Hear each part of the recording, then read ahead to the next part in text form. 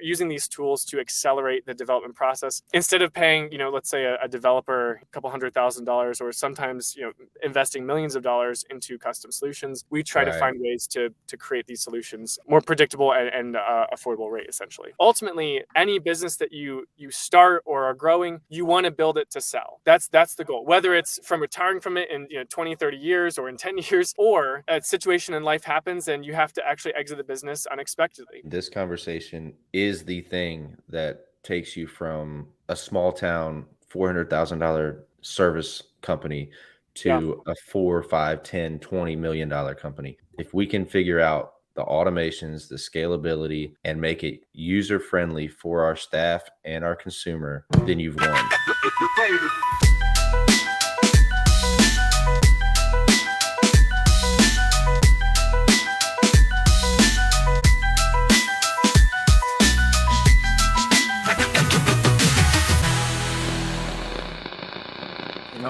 All right. Trevor Steele through the noise, and we got Andrew Miller. I'm going to do a quick introduction of Andrew, and then we'll jump in and get started. Actually, I'll let you do it. Tell him how we met, because that was kind of interesting. I was wondering if we'd get into that today. Yeah. Why not? We've texted a bunch and, keep on, through that the past year, but we met a year ago this month, and it was the craziest thing, right? We were at the huge convention in Nashville, pressure washing, power washing convention. I think the first time we met was on the plane coming back to our neck of the woods, right? I'm in South Carolina. You're in North Carolina? Yeah, I had no idea we were so close. No, I'm south of Myrtle Beach in South Carolina. Got it. Okay. I knew you were flying into Wilmington though, right? Or south of Myrtle Beach. South of Myrtle Beach. Okay, got it. Anyway, we were coming back. We flew from Nashville to Atlanta, but that flight was delayed, I think. Mm-hmm. And long story short, it got delayed so much that I got booted up to where you were at. I upgraded, and we ended up sitting next to each other because so many delays. People just ended up abandoning that flight, and then I ended up getting home from Atlanta to Greenville, South Carolina, because there was a really late night flight. But you did not. Do you want to tell that part? I wish I had that picture ready. I sent you a picture. Oh, you did. I'm sitting in the Atlanta airport on the floor by myself. I went back in our text conversation just yesterday and saw that you're just like sitting, and you looked. It was miserable. You looked exhausted. Yeah, it was like. It must have been 2 a.m. They finally gave me a hotel room, which was like an hour away. Anyway. But your luggage ended up like in the destination. So you were stranded. I felt so bad for you. They ended up putting me in the hotel, and then I had to be up like 2 hours later to make the flight. It's like I should have just slept on the floor. But yeah, that was a miserable experience. I'm really sorry that happened. But and one of us in this instance paid for first class, and the other one didn't. Yeah, I felt bad about that, honestly. I felt really bad, but I'm glad it gave me the opportunity to meet you first and have that great, we experienced something together. We had that journey, through fire, or at least you did. I wasn't too bad off. The interesting part though is how quickly we geeked out. Like we immediately started geeking out on systems and automations and had no idea, who we were sitting next to. I think we were 30 minutes into the flight, and it was only like an hour and a half flight before we started talking. And then all of a sudden it was like, oh, wait a minute. We've got a lot in common here. We should probably continue this conversation.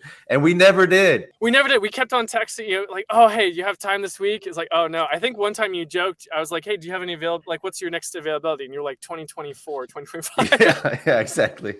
So here we are. We're finally together. We connected. And so the story hopefully ends well. Yeah. So if you're watching this, you probably know who I am. I'm a business owner, blah, blah, blah, boring stuff. But we're here to talk about Andrew. Maybe to my audience. True. It's exciting to be, a business owner, entrepreneur. It's a journey. It's a experience. But tell us a little bit about yourself. Let's go in depth on your story and try and dive in there. Yeah. So, wow, what a journey it's been. But so I'll do this say this briefly. So I started actually not in the space. I wasn't necessarily an entrepreneur. I've always had side hustles on the side, but I started actually in healthcare recruiting. So I was a recruiter. I don't think we actually got into that stuff. So I was that for a while in the healthcare space. Moved on from that into some other things. I actually came first into marketing. So I got some marketing experience, and so lead generation, CRM marketing automation. That's the sort of systems that we built. Predictable marketing systems is really how we did it. I did that. Actually, I started my own agency and did that for a while. Ended up doing a lot of CRM marketing automation for the home services space and gutter cleaning. So I was like, you know what, I want to do this for real. Let's see what this industry is all about. I started my own gutter cleaning business, and the rest is kind of history. I've had a couple other ventures since then, but leading up to today, I've since exited the gutter cleaning business and some of the other home services that we provided there. Now my two ventures are Blue Renegade, which is an automation and no-code software agency. So we build automations and connect up tech stacks to make more, how I say is automate your business data intelligence systems is kind of how I phrase it. From that, we actually launched a new venture with some other partners in the space, is a Service Ally, which is, I think, what you and I were talking about. We were in our infancy at that point when we first connected, but it's a software and actual launch program to build recurring revenue into our businesses, into pressure washing, into exterior cleaning businesses, and really any home service business to make predictable revenue and ultimately to build an asset that is able to be built to sell. So that, I think, is all that. I know yesterday you put as my bio or my tagline is, what would you say, entrepreneur and automation geek? Yeah, automation geek, Automation nerd. which is a huge compliment coming from me. Just so you know. Well, I that's how I took it. I appreciate Good. it. I wanted to make sure. I had to get your Yeah. approval before posting it. Yeah, that's totally fine. No, I'm a nerd geek, whatever you want to call it. I really dig into systems, even in my own personal life, personal OS or operating system. I try to automate as much as I can, because if you can automate the small stuff, the things that aren't the big picture stuff, you can actually spend your time on bigger picture stuff. So I will talk automation, systems, AI, artificial intelligence. We don't have too much time today to talk through everything, but I'm curious to dive into some of this fun stuff. Oh, yeah, yep. I Awesome. love it too. So I definitely geek out on this stuff. Okay, well, hey, we have what do we have, like 3 hours on this, right? Yeah, sure. We got all day. I canceled. I locked the doors. I've canceled all we're good. Just didn't turn my phone off though, so that might get me. But but so you keep using this term no code automation, and I think I understand it, but just for our audience, give us an understanding of that term. Yeah, absolutely. So when I say no code, it's basically you're using existing tools to create your own personal software, essentially, or personal or business software. So we're using tools like Zapier or Make. Those are tools that allow for you to pass information from one system to another. Oftentimes, when you're running a business or really doing anything, you have multiple softwares or what I call it, tools in your tech stack that do different things well, and they don't do everything well. They just do this thing well. But we have data in this system. We have data in this system. So we use the tools available to pass information from one system to another. Or if the feature or the outcome of a system doesn't exist out there in the market, we use these tools to actually create your own. So we've actually built some custom CRMs, customer relationship management systems, some other things with these tools. Zapier, Make, Google Sheets, even there's some no-code interfaces that allow you to build mobile apps. We're using these tools to accelerate the development process. Instead of paying, let's say a developer a couple $100,000 or sometimes investing millions of dollars into custom solutions, we try to find ways to create these solutions more predictable and affordable rate, essentially. So I don't know if that answers your question, but yeah, absolutely. I think any entrepreneur that thinks about scalability on a daily basis, which most do, the good ones do at least, this is a constant organically growing beast that never ends. This no code automation, it's what keeps me up at night. I'm like, oh, I could do this. What if I know what I'll do next time. I'll have Zapier take my jobber new clients and put them into a spreadsheet, and that spreadsheet will drip campaign. It's like we're constantly thinking this way, except none of us, well, not none of us, 95% of us are not equipped to actually see this through. You're filling that gap with your systems, if I understand it correctly, and you're providing solutions for people. So I think it's really cool, and it's definitely needed in our industry for sure. Absolutely. It's incredible. It's addictive to think through this. Oh man, how do we craft the perfect customer experience? What if we did this and then did this, and I love coming in and just connecting all those together and providing value in that way. So connecting all ideas, making it happen. I call them, at our office, we call them customer journey maps, or basically their workflow. So it could be as simple as, okay, how do we handle an initial phone call? we don't just talk about it. We map it out and we plan everything out. And there's graphs that show who does what, whose role it is to manage this side of it. And then we try to take that it always starts complicated, right? Right. And then we try to compress it. Exactly. You're simplifying human processes that happen. We can't at this point automate everything. We'll maybe get to that later, where there's more and more things you're able to automate intelligently with artificial intelligence and that sort of thing. But you have human processes. People still like people. Humans like humans. Humans like talking to people on the phone. So what you just described, the unsexy term of that is SOP, right? Standard operating procedure. Sure. I like your term better. That's really great. The customer journey. It keeps your customer forward, customer oriented, for sure. Yeah. You're creating systems, and ultimately that's a system. You say, hey, here's how we do this. Here's the best possible experience that we can give to a customer. We standardized it, and then we can improve upon it if necessary. So it just creates some cohesiveness across your organization. Right. Absolutely. So if it were up to me, we would talk strictly about Service Alley and keep geeking out on automations, but I don't want to overstep. So if you wanted to tell us about Blue Renegade, please do. What do you want to do? Yeah, well, actually, Blue Renegade is the automation side of it. It's more of the customization and tech side. Service Alley specifically is designed for the recurring revenue. So building recurring revenue and membership programs to make the customer stick around more. We're trying to increase the customer retention that we have in business. So that's the kind of the distinction if it relates to recurring revenue and some of the data intelligence systems behind that. That's Service Alley, and Blue Renegade is more of the customization of the automation. So I don't know what you want to talk about more today. Both of them are awesome and great. I think the recurring revenue piece is what's really interesting to our industry and maybe our audience, because we've been trying to solve this problem for a while. I just remembered how we connected. I told you about my wash club that I was creating. That's right. And you looked at me like, no way. Nobody's talking about these things yet. This is my department. You looked at me like, I need you to just step aside for a moment, slow down. Oh no, I didn't. I hopefully that didn't come across that way. I was more like, oh, I'm really interested to hear how you're tackling this problem, because we've spent years trying to figure this out, and there's many different ways you can tackle the problem. So I was curious how.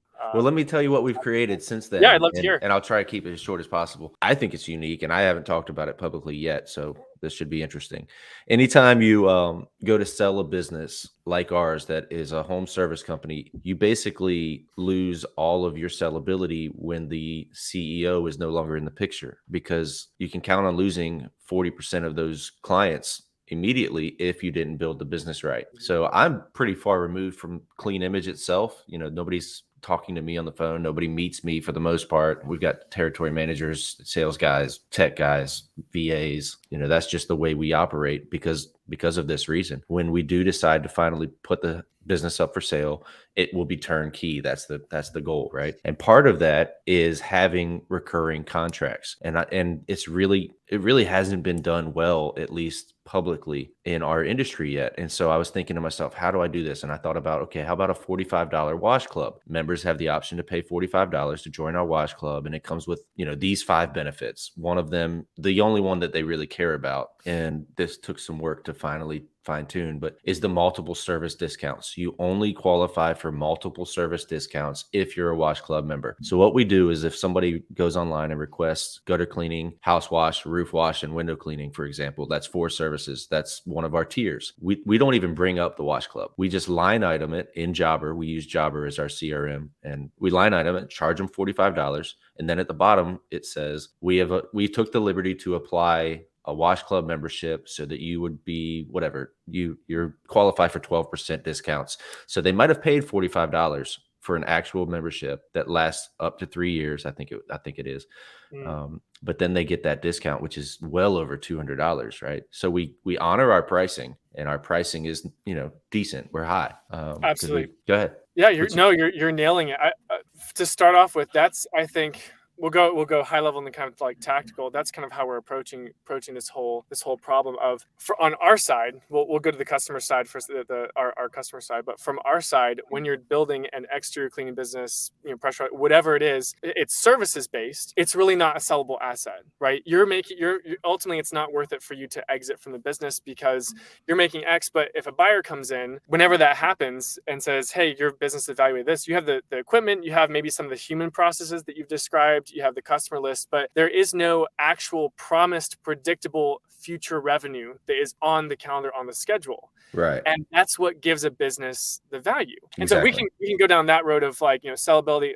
Ultimately, we don't want to, some of us don't want to sell our businesses right now. Maybe it's, you want to grow this business until you retire, and that's fine too. Ultimately, any business that you start or are growing, you want to build it to sell. That's the goal. Whether it's from retiring from it in 20, 30 years or in 10 years, or a situation in life happens and you have to actually exit the business unexpectedly. You want to be able to For sure. sell it and actually get something out of it. So we could talk about that for a while, but I wanted to get into the rest of what you're doing there. The tactical approach to this kind of mindset or psychology of how do you build a recurring revenue system and make it serve both us and the customer and the homeowner. One of our partners, Megan, likes to put it. She says, make the customer sticky, right?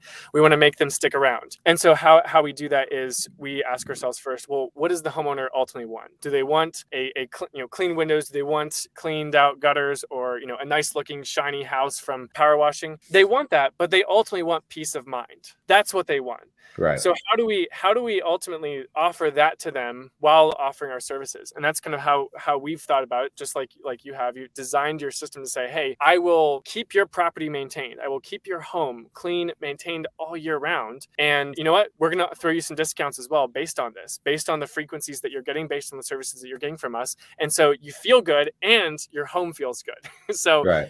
a win-win for the customer. And on the backside for the business, you ultimately have recurring revenue on the calendar. You have these customers that are always going to come back to you. I don't mean to go down this road as well. No. I love So it. many homeowners, just having reminders, service reminders is one level to this, right? Just to make sure that you don't have any attrition or churn rate, as we call it in the marketing space. But you don't want to lose customers. You want to keep them around, have high retention. And this is another vehicle to make that happen, to make sure that they don't go, oh, who did I call last year or 2 years ago when I had this service, had my house power Yeah. washed or whatever. They know that you're going to be there and you're going to do your So let's get practical here. course. Tangible, if you will. Yeah. How exactly do you do that? Is it Renegade? That's the service that offers Service that? Ally. Service Ally. Service Ally does that part. Okay. And that's a subscription program. It is. So how we do that right now, it is a software that basically runs on the back end that will automate actually bring these customers back into your scheduling pipeline, or just put them on the calendar, depending on what CRM or system you're using. We're working through that, but we want to make it so that you can sign a customer and never have to worry about them again. How we did this before we started crafting this, in our own gutter and power washing businesses, was we had spreadsheets and we had Google Sheets, and we were like, oh, here's our maintenance customers, here's our wash club or quarter club members, Right. and here's their last service date, here's their next. Very manual process. You can't manage that when it gets past a certain number. I mean, That's not scalable. It's not scalable. Absolutely not. You have to have a full-time person just dedicate that. And I know some people who do. They have a dedicated full-time person that their job is to maintain these. And that's just that. Again, that's not scalable. So how we approach it is we do essentially a 8-week program, 8 to 10 week program, depending on how customizable this membership program is. But we go through some strategy. We survey your customers, understanding what they want. To some degree, you and I know what our customers want or what we think they want, but go and ask them. Ask customers, hey, what do you want? And so we have a couple specific psychologically study-based questions that get the most amount of information from that. Survey your customers. We then develop a membership program that works for that customer base. So whether it's discount membership program specific, or whether it's subscription, monthly, quarterly, whatever it is, we identify what that best membership program or maintenance program is. I was going to say onboard clean image right now, live in front of everybody. Let's do it. Let's do it just right now. Let's do it. Let's do it. Well, I don't think we have enough time to talk through everything there, but that's episode number 7. And even if you don't talk to me and everything, just ask your customers what they want. That's we can give some homework. Ask them what they want, and that's a great start to go on. We also develop all the marketing automations that make this possible to sell before, during, and after the job. So before a job, we want to get into that customer's face and say, hey, you have an upcoming job. Would you like to save this much discounts on this? We'd love to keep your home maintained year round. On the job, when your techs are there in front of them, we want to be actually conversing. So we have some scripts that work for your techs. And then after the job, we have nurture sequences that ultimately the whole goal of the marketing automation system is to convert as many of your one-time customers or one job customers into lifetime raving loyal fans. Right. So, and is that mostly email and text? Email, text, I mean, the general communication, Yeah. factors that you use. So, Have you found a way to automate postcards or oh anything yeah, like yeah, that? yeah. There's a lot of great services out there. I mean, SendGym is one that's Right. great. And, automating, that's actually one of the things that we do in our program is we actually have some marketing design that we do, and we make a mailer, email, a sell sheet for your text to actually leave at the doorstep. So Mhm. our goal is to empower a sales force, like the entire team and sales force of your team, to actually be empowered to sell this, no matter what touch point this is in the customer journey. Yeah.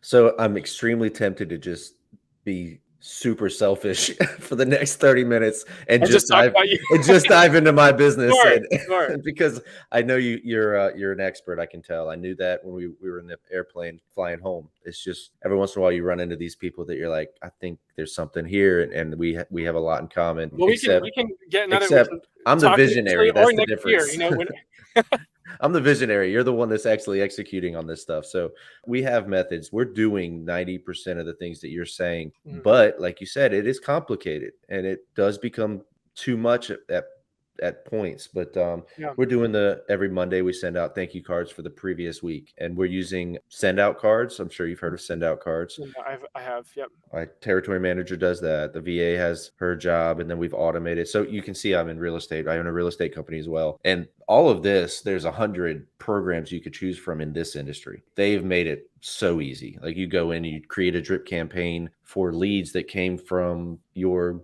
Google ad about a specific neighborhood. Or you might have had a Google ad that was about homes that have elevators or first, because there's a lot of elderly people can't buy second, third story houses just to make Mhm. unless there's elevators. So you've got a whole drip campaign that follows that, right? All that is well established in this business because you just pick the platform you want to use and pay for it monthly, and it's not a problem. It doesn't exist in the home service world yet. So the fact that you're diving into this and creating this is a really big deal. So if there's anybody out there considering automating their communication and their follow-up processes, I mean, there's so much more to it, but Andrew Miller is your guy, and he's dialing it in, guys. At the end of the day, technology and all of this stuff, AI, automation, recurring revenue, all this is incredible to talk about and do. But at the end of the day, I think it's all about asking the question. That's the driving factor. That's the incentive, is how can we take care of our customer? How can we provide the best possible experience, whether it's in how we communicate, how we send an email, send an invoice, asking them for their money for the service. How can we craft the perfect experience that it is a no-brainer to work with us and not anyone else ever again. And Yeah. that is the driving factor, because if you take care of your customer, they'll take care of you. Generally speaking, that's Right. kind of the golden rule, right? Yeah, we are fully obsessed with the customer experience here. That's the only thing that matters. Yeah, Quality is good, doing a good job is great, communicating well is great, showing up on time is great, but those are all surface level things in my opinion. Like yeah. if you can't do those things right, then you probably shouldn't have gone into business in the first place. But I think the goal from here is to turn it into, once you find that platform, that structure, that you turn it into an experience. You don't want to supersede your competitors. I want to supersede our industry. You know what I mean? I like, when was the last time you dealt with your pest control company, your roofing company, or these guys are on it. Like their customer experience, their journey is so much better than the home service based companies that we deal with on our level. And so I Depends just on the want to, company, but yeah, as an industry as a whole, as a absolutely, whole, yes, correct. yeah. They've in a lot of sense that this is my own personal perspective on the market. They've kind of had to, because a lot of when there's opportunity, more sharks come in. The blue oceans, red oceans, and so it Oh, gets it's more coming. competitive. So Yeah. yeah, well, for them, that's what's been happening, and now I see that happening. I've been seeing that happening in our industries for years now. It's getting to the point where you need to pay attention to these things. You need to pay attention to the customer experience, because it's so important if you want to continue growing Yeah. in this market. So, yeah. So we have a tech bonus program here at Clean Image. We offer a bonus for every 5-star review that we get. I've been doing this for 22 years. I know I'm so young. I look so young. So yeah, yeah. so, A long so time. much I've been wisdom and doing it. experience in just a few years. Yeah, right. I'm an overnight success. Uh, That's right. Overnight success over 20 years. Yeah. So we've noticed that when we call it corporate, obviously we're not corporate yet. but that's scalability, right? Even our terms are Mhm. scalable. So we call it corporate. When corporate is doing their job and it's flawless and there's no mistakes and the follow up and the customer experience is on point, there's 90% chance they're getting a tip and they're definitely getting a 5-star review, even if they don't do a good job. We've had to have callbacks, but because our process for the callbacks and the follow through was so efficient, they left us a raving review, 5-star review, and tip. It's not uncommon for our lead techs to get $100 tips. And I tell them all the time, well, I try to say it light or gently, but the truth is their experience comes from what corporate provides. And when they show up, all they have to do is do the job. And if they do it well, they're going to excel. But if we screw up on our end, it doesn't matter how well they do. They could be the best technician on the planet, but if they're already upset, they're not getting a 5-star review and they're not getting a tip. So it's Yeah. on us to make sure that the experience is good so that our techs can survive and make a decent living. And Yeah. we take it very seriously. I think you've hit on something there as well that is really, really incredibly crucial is as you're building and growing a business and, you're bringing on team members to, whether it's your techs out in the field or whether it's your office management or your marketing or sales, as you continue to grow, you have more roles. It's incredibly important to have specific measurable KPIs, key performance indicators on how Mhm. not just the business is doing, but how is this individual, operating in this role. And that's something that we're trying to work on as well in the whole recurring revenue space and building better data intelligence systems and automations. A big part of that is making sure that our teams know what a good job is, because if they're thriving, if they're flourishing in their role, that's bringing the whole business up as well. And it's not even to put a caveat. It's not to like check in and make sure like, oh, if you're not, if you're not hitting your quota, if you're not hitting your numbers, your job is in jeopardy. That's not what this is about. I wholeheartedly believe that if you bring on the right people and the right team members into those seats in your company, they want to do a good job. They want to feel that they're growing something and building something special. And so to bring it back down level, having a lot of those KPIs and metrics that are tracked, whether it's like how many callbacks we got, did you get a 5-star review from this customer, to labor efficiency and scheduling optimization, like all of those things go into making sure that your team knows, hey, this is what means when we're succeeding, when we're successful. So You're tipping onto all of the things that make me happy. I'm going to show this really quickly. Oh, where are we at? Daily job costing. I'm not, absolutely, I'm not going to show too much of that, but we started you doing got some this. IP there, intellectual property there. Yeah. We started Take a doing this screenshot. a couple months ago in the middle of our busy season. And at first, the guys were like, God, I got to do this at the end of every job. It's like, this is too much. But then we had a week's worth of data and we have a spreadsheet that our VA uploads into, and everything is there, right? And I sat down with them individually and I said, this is why we do it. I'm not checking up on you. I'm not upset if your day rate's low.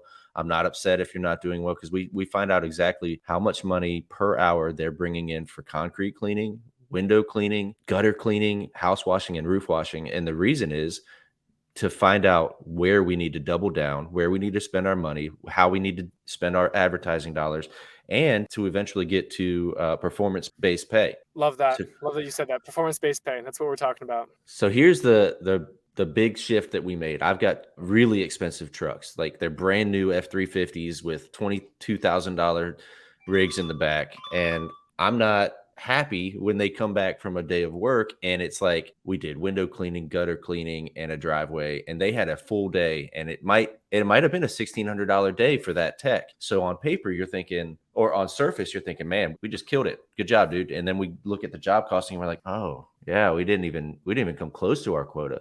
And it's not their fault. It's not my territory manager's fault who's doing the estimates. It's my fault. Okay. So how do I lower COGS? How do I make this more manageable? And what we came up with is I actually went out and bought a truck, cash, bought a $14,000 truck instead of a $57,000 truck, wrapped it, put a ladder rack on the back, and called it our ancillary services vehicle. From now on, we hired a lower paid person, not much lower, but lower. He's not as trained. I don't have to worry about replacing him as much. And this person is now doing gutters, windows, dryer vent cleaning, and gutter guard installation. The services that, well, actually, gutter guards is very profitable, but the services that are just kind of reoccurring, they don't bring in a whole lot of revenue. They're not sexy, right? But doing these KPIs and tracking these numbers is what made me realize that I should not be sending these ridiculously expensive wash trucks to go do these numbers that are only bringing in $180 an hour. what's the phrase? Something like this. I'm going broke making money or something. There's you can continue, making mass amounts of revenue, but if you're not optimized, I call that revenue optimization, right? Revenue Right. optimization. There's labor efficiency. There's route efficient. There's all of those things that go into that, making sure that every hour that a truck is out on the field, it's bringing the most amount of profits. I love that you did that, and kind of more especially you have the teams that are out there doing the high profit jobs, and then you're like, hey, we want to also serve our customers in these ways. Let's get another team out there to do these other jobs. Absolutely love that. But it seems crazy, right? To look at your numbers at your P&L and be like, hey, we're not hitting our profit that we wanted. And then you go, I know what I'm going to do. I'm going to buy another truck, right? It's Yeah, counterproductive absolutely. Well, that's unless you track your numbers and okay, this is the right. problem. Right. And that's a whole nother, I feel like there's like been 17 topics so far that we've like, this could be like another hour. Yeah, That's where, business intelligence or data or knowing your numbers, right? Knowing your numbers is only as valuable as understanding the story that they're telling you, or the narrative that they're telling you, right? that's right. Because you can learn the wrong lesson from something. That's what I try to avoid constantly. I'm like, okay, what's the feedback from this? I have a personal saying. I don't think there's any such thing as failure. I only think there's feedback on what didn't work or what didn't happen. And you only fail if you don't learn the right lesson from something. So in that case, if you're like, oh well, we're just not as profitable, we're not as profitable, we need to buy another truck, we need to get another team out there, we need to get another 500 customers, we need to spend more marketing dollars. There's so many aspects in running a business that it's so incredibly complex and complicated sometimes that it can be overwhelming. For sure. But when you have the right data and when you read it right, I guess, is the phrase. Make sure you're learning the right lesson from it, or interpreting the right story. Right. And so Yeah. there's some, and part of that is knowing your strengths and what you're good at and what you're not good at. I happen to be really bad at finances in general. I'm a high D. If you follow DISC assessments, I'm a high D. I make decisions like that. I just, Yeah. let's do it. So I hired a CFO. You might know Justin Boyd Consulting. He's fantastic. He's the man. I'm gonna put a link in the bottom. Call my boy Justin. But anyway, he's the one that's helped me track these numbers and turn it into a system, So No, Trevor, you can't spend it. No, you can't go. yeah, That's not the right thing. no, he's literally done that before. Yeah, Like, yeah, exactly. That's great. That's great. except for the truck. Actually, that's kind of funny. So we just a short story. We're talking about the problem that exists, right? But we never came up with a solution. And then our monthly call came up. We have monthly calls just to go over the numbers from the previous month and projections and that kind of stuff. And I said, oh yeah, by the way, I bought a truck and I paid cash. And he was like, yeah, I saw that. Yeah. Yeah. We didn't talk about this. I'm glad. Are you coming to ask for forgiveness or Yeah. permission? Yeah. It's like he's like my dad, it's like, but he's like, no, it makes sense. It's perfect. So every once in a while I do something right. That's good. Yeah. And that's a whole other thing. Decision making frameworks is another incredible thing I love talking about. It's so important to have your gut reaction. You're like, hey, this feels right. That can't be undervalued, but you shouldn't put so much value to that you ignore the numbers and metrics, right? Exactly. What the numbers are telling you. So if you don't know the numbers, find someone that there's the action point. Find someone that does know your strengths, know your weaknesses. There's a reverse to that too, though. If you're a numbers guy, you need a high D gut type of person to say, no, we're doing this. The numbers work. It makes sense. We're going to do it right now. Because otherwise you'll just keep crunching numbers, never actually do anything. Oh yeah. So, Oh yeah. Yeah. Absolutely. What else we got? Where are we going? We're all over the place. I like it though. Trevor, how about that? What interests you right now? Obviously, I kind of outlined to you all the stuff. What is something that's resonating most with you that we can dig a little deeper? I think AI is kind of a horse that just keeps getting beaten up in every podcast. So I'm going to let that one lie if it's okay with you. Sure, that's totally fine. I'm good with that. I just came from a local kind of networking group where we that was the whole topic. So it's fascinating. But yeah, we can absolutely. I think the biggest gap, specifically the pressure washing and window cleaning industry, that keeps you from going from 350K to 2 million. The biggest gap is knowing your numbers and KPIs and the process of tracking the numbers. If I've learned anything over the last year, that if you try to track your numbers without help, It's really difficult to fine tune the best way to do it and to do it efficiently without driving your staff insane, without driving yourself insane, and then finding a way to actually make sense of the numbers. So if you Yeah. have any input there, let's start that discussion. Yeah, in tracking them, I mean, there's I actually did think of something as you were talking about that. I mean, there's a lot of great dashboard templates. There's softwares that do all this, but it feels like for our industry, there's not a lot of things that do that really well. Even our CRMs, they have some reporting features, but it's pretty basic. And then you can Right. pull a a spreadsheet, and then you have to Which is manipulate that. which is another thing. Yeah. Right, which is another thing that we're trying to solve that with some customized solutions and also some software builds. But I'll save that part for another time. I think one practical application to talk about the service value, and recurring revenue, and this whole idea of what this does or means in terms of like numbers and how that all ties in together. I'll share a quick example. Megan Legs, I mentioned her before. She's one of the partners in this, and she was actually one of the first test subjects beyond our own companies that we did this on. And we built out a membership program, and we continue optimizing that and figured out what works, what doesn't. So this is what the whole numbers game, when we're signing on customers into our maintenance programs or discount membership programs, not only are you getting a predictable revenue stream coming in, but it also allows you to know some other interesting numbers that feed into other aspects of the business. Example, you now know part of our software is actually projecting out all the jobs onto the calendar. Some CRMs do this, but they don't really do it as well as I want to. So you can actually, we have reporting and dashboards that you can look out and say, here's what my July looks like. Here's what my November looks like already. Here's the service dates from our membership customers, and what level of capacity we're at for that month. So in terms of numbers, that's incredible because it makes us feel good. They're like, hey, we already have some work on the calendar. We don't have to worry once we start getting a couple days out or a week or two out in terms of our schedule. We already know we have jobs on the calendar, which is a win in of itself, right? That's incredible. But the second thing that empowers us to do is we can make other decisions, data-driven decisions in light of those numbers. Mm-hmm. Two areas that I find really fascinating are in the form of hiring, your hiring decisions, and your marketing decisions. Those are two aspects of your industry that are affected by this. If you know what your schedule looks like, 6 months in advance, you can look and say, hey, I already know I'm at 50% of my capacity for this month. Well, now I can plan. I can go, ahead and predictably plan, hey, in this time period, I probably need to purchase another truck. I need to purchase another rig, or I need to, hire on some additional team members. That's incredible to be able to predictively predict that. Mm-hmm. And then secondly, your marketing decisions, hey, if I'm on a lull here, let me really ramp up my marketing spend, really ramp up my marketing spend here, and then kind of ease off when I know I have some other jobs on the calendar. So those are tactically, if we can say those are some practical application stuff. That's what knowing your numbers. Everyone talks about that, right? But I don't think we don't know tactically what that means. Yeah, what that means in our industry is knowing how much revenue you make. That's that. Yeah, how much revenue? Yeah.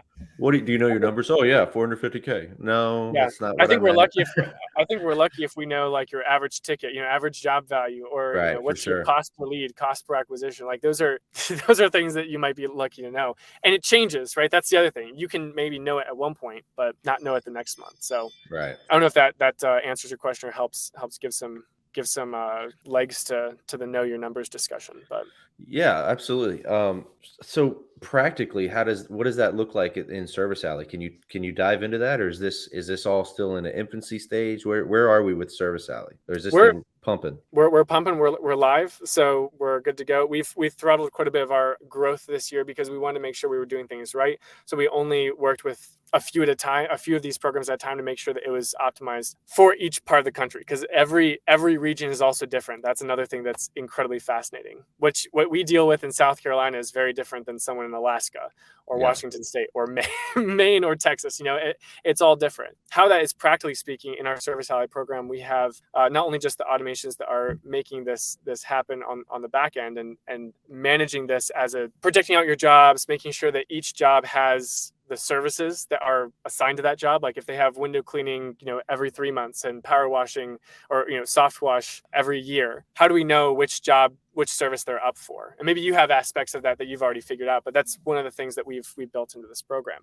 The other thing is the dashboards, having better reporting on this kind of stuff. So you can Yeah. actually look at a calendar and say, here's all the jobs assigned to this, whether it's in Job or House Call Pro or whatever other CRM. And then also look at even metrics like, hey, how many membership signups did we get this past month? Tech leaderboards is a big thing we're also working on. It's like, let's get some competition, healthy competition of like, hey, whoever sells the most memberships this month. Again, that's a KPI that you can have your team surround Yeah. and actually really push. You laughed. Is that something you've been implementing as well? Yeah. Yeah, That's we awesome. do. We do almost everything you're saying, except it's extremely complicated. And it's like Yeah. it takes a team of people to put it together. And I mean, I'm sure you know about training plans and Loom videos. I've got Mhm. dozens of Loom videos that Oh yeah. that are probably all half of them are outdated. It's like how to pull reports from Jobber for 5-star. No, I mean for whatever, and put them Yeah. into this Send spreadsheet, and thank then you from the cards. spreadsheet they go to here, and then put them into this graph, and use Canva for this, and it's like, oh,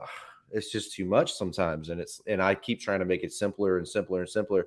Well, I finally got to the point where I told my text, I was like, all right, we're just going to put this on hold for now. I got so much going on. I can't even handle it. Yeah. But I was going to say the leaderboard thing, that's actually exactly what we called it. Leaderboard has just been put on hold because, man, it just became too much. Too many sources. We've got Nice Job for our 5-star reviews, which is great, but the reporting is lacking. Jobber for all that other stuff, that's lacking. It's a reporting issue, like you said, and there's no way for me to compile all the data automatically and have it go into one system. So if you solve that, my friend, I'm a buyer. Yeah. That's one big picture. I feel like I keep on putting like these massive projects on my roadmap and biting off more than I can chew. But that's one of the bigger picture things that I'm trying to solve this year and next is how can we build? I call it a business OS, business operating Mhm. system. Yeah, Um, I like that. how can we pull everything into one place that really helps? You can use things like Google Sheets and you can use other stuff. That we found ways of automating reports where if you can't build an API or a Zapier integration into, let's say Jabber, you use Jabber. If the Zap integration doesn't quite do something right, well, you have to pull a report. That's a tactical way of, if you can't automate it, try to automate as much as possible on that point. And then even Mhm. using stuff like AI. I haven't done too much of this yet, but I've been experimenting with. You have data in multiple places sometimes, and that's just a reality. So let's say you want to have a weekly Slack report or a text message or something that pulls data from different parts, pulls it all together into one little message to say, hey, this week as a team we did this. And it's just that's an automation plus AI that allows you to just keep on task there. So I'll tell you exactly, well, not exactly, but the bullet point version of what we do. We're pulling from UMA, which is our VoIP service, our phone service, to find out answer rate, callbacks, voicemails left with 13% answering, or actually 13% of the calls get missed, 14% each Yeah, day. Every single day we're tracking this. And that's a report. So the VA at the end of her day has to run that report, put it in the Excel spreadsheet, which that small portion is not a big deal, but you got to do it every day. It's just oh like yeah. it becomes like, is it really worth it? Oh yeah, a joke that I have on that point is like I will work hours. I'll work all night if it means I can save 10 minutes a day.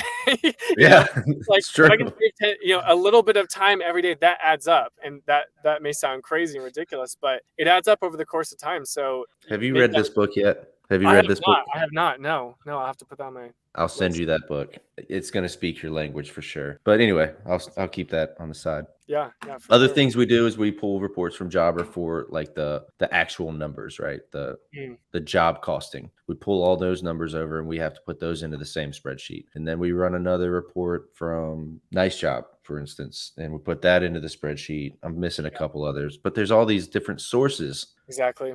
And then we Yeah, try to, and my CFO then has to put all his numbers from QuickBooks because, QuickBooks numbers are not the same as Jobber reports. A lot of people don't pick up on that, but it's true. So yeah. he has to run his reports and put them into that spreadsheet. And by the end of the, we try to go over it every Tuesday morning. It's just like, it's a mess. Yeah. And there's so many ways to solve those kinds of things. We're as technology gets better and more flexible for us to kind of, mold it to do what we want, right? Things are only going to get better. One thing I have to challenge myself with is, to your point, like, all right, these are the things that, I can get stuck in the weeds sometimes of like, hey, this is what we want to do, this report, this data, this marketing, whatever it is.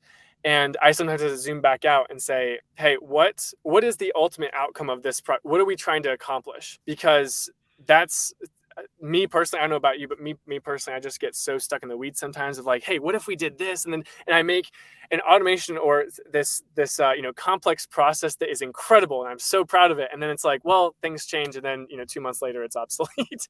And yeah, so you want to ultimately think ahead and say, what is the ultimate outcome of this particular process? If it's pulling reports from your accountant or bookkeeper from QuickBooks, you're like, hey, I want to know these things. I want to right. know our COGS or this on a weekly or monthly basis. How can I make that happen? Keeping the end in mind is always a good is always a good plan. But when you're building this stuff out, that's something I try to do as well. Yeah, for sure. Yeah, Yeah. you're gonna love that book. It's Yeah. Tulane. What was the author again? I just. Paul Akers. I'm sending it to you. Don't worry Okay, about it. great. Paul All right. Akers. It's all about simplifying processes and constantly becoming more and more efficient. Not thinking that this one system is solved. We don't have to look back at it. Yeah. Everything has room for improvement. It's really, really interesting.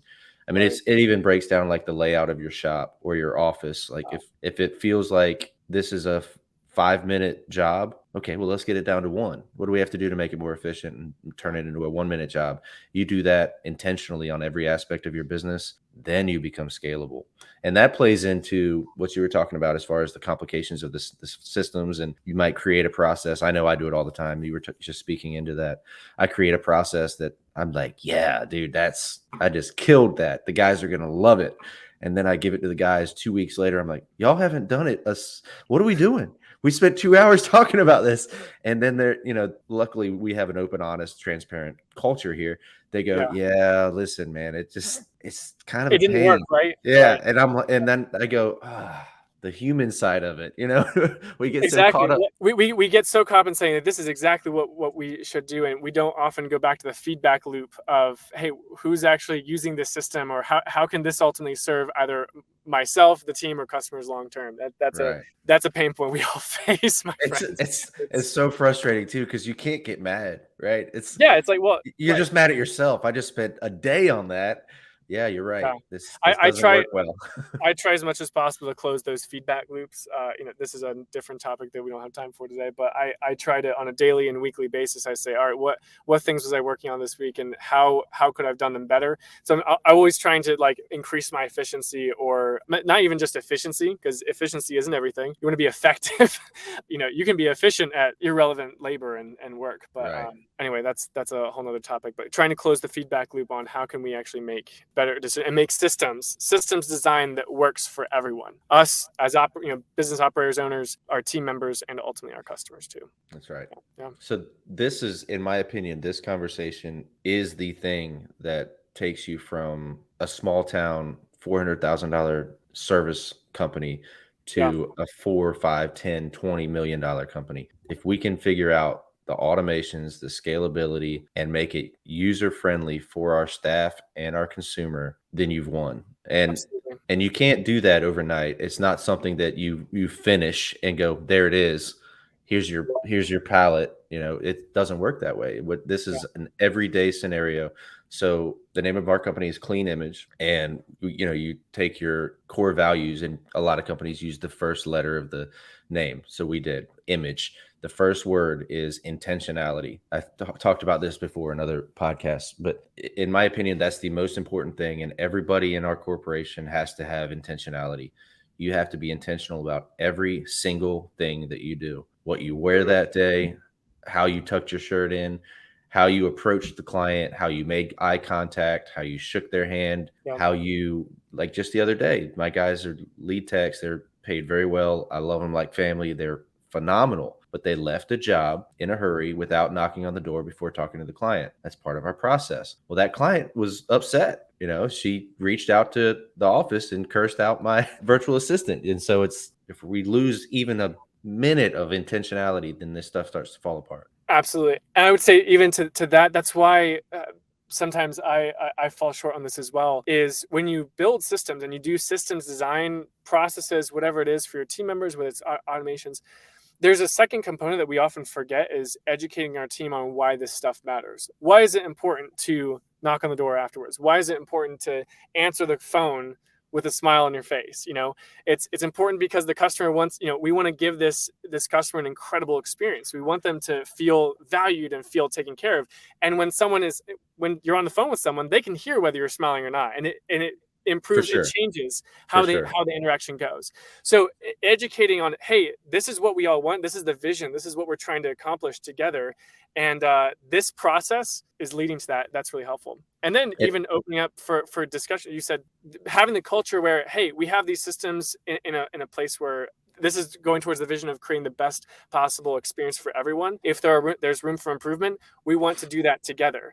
And it empowers your team members to say, like, hey, I'd like to discuss this. I feel like we could do this better. And then the innovation is not coming only from you. You're actually having your team think and act, build better systems themselves. Yeah. So you brought up a good point. This happens to me all the time. If I have a major fault, this is the one. I am very good at coming up with the idea. I'm the visionary. I'm the idea man. And I'm even decent at putting it down on paper and conveying the task, right? Okay, this is what we need to do. And then I'm like, 1, 2, 3, 4, 5, 6, go. This is step 1 through 6. The thing I'm not good at is saying, okay, this is why we do this. And I guess I get to the point where I just want them to trust me, that I know what I'm talking about. You do your job, I'm going to do my job. Everything's gonna be great. But that's the high D in me, right? I need to not be that way. I need to bring it down to a certain level where I say, okay, this is why we do it, and let me show you an example. And I've had many instances where my guys would come back like 3 weeks later because somebody else explained it to them, and they're like, "Oh, that's what you meant." And I'm like, "What? Yeah. Well, it sounds like you need two things. What did I do wrong?" It sounds like you need, one, an integrator to get these, vision, stuff happening. And then 2, it sounds like you need a Trevor translator. It's something to put your you have no idea. Yeah. You I don't know how possible that second one is, but it's coming. I have 2 Trevor translators. So I have several actually. But my business coach, his name's Jim Bardwell. Shout out to Jim Bardwell. This guy is a marketing genius. Yeah. Unbelievable. Great guy, good friend. And I've explained disc assessments to my guys countless times. We disc assess everybody that we hire, and I'll try my best, spend hours explaining something to them. Jim will get on a conference call with them, and within 5 minutes, they're all going, "Oh, that's what," and I'm like, "Oh man, this is," so know your strengths and let other people step in, because there's value out there, and it doesn't all have to come from within. It doesn't have to. Yeah, it doesn't all have to come from you. Absolutely, that's a painful lesson we learn. Yeah, I want you to pitch Service Alley and Blue Renegade and kind of how they work together. Give us, like, obviously we've touched on so many issues that exist. Other than the fact that you've figured out a way to solve it, tell us like the practical way to get involved and see it through. Yeah, well, I mean, one thing is I love jumping on the call and just chatting it up, and so that's one action step here. You can go to the serviceally.io, the website, and there's that first call to action. That's a direct link to my calendar. So that's one thing. I love just chatting because every person's business is in a different place, and sometimes it's not the right step. And so I want to make sure that you get to the next level, whatever that is, or find the right path. So Service Ally, if you're looking to build recurring revenue, if you're looking to build more predictable revenue systems and make the customer stick around easier, that I'd love to have a conversation about that. And on the Blue Renegade side, if you're looking, we talked, I think, ethereally, or up here, about a lot of like data and business intelligence and automations and stuff. I'd love to chat and talk about what current systems you have and where that's lacking. So I don't feel I can give like an exact, like, hey, these are the 3 steps you should do. If I could give homework, I would say, number 1, like everyone says, make sure you know your numbers. And not only that, make sure that you're reading know your numbers, reading them right, like make sure that it's the right story that they're telling you and you're learning the right lesson from them. And then on the recurring revenue side, that's something else. We actually have another a smaller offer where we kind of put together the survey for you on building a membership program for your customers. So I think that's the other call to action is, hey, ask your customers what they want, and do it in the right way. I can kind of give some resources away for that after this, but ask them what they want and they'll tell you, and so you can give them what they want is the goal there. So Yep. yeah, You're going to the Huge? I will be there. Service I'll I see will you. be there. We have a booth there, so come by and stop by and say hi. I will, man. I appreciate you. I put the links to Service Alley on Facebook and YouTube. So if you guys want to get a hold of Andrew Miller, maybe a link to your Facebook page as well. Yeah, that's great too. That's great too. Shoot me a message on Facebook. So looking forward to Awesome, seeing man. you at the Huge finally after a year. It's only taken us a year, but Once a year. Once a I'll see year. you on the plane back, and I'll maybe gift you some points for your hotel when you inevitably get stuck in Atlanta somewhere. Yeah, inevitably. Thank you. Yeah, It was no, Atlanta. I won't wish that on you. I won't wish that on you.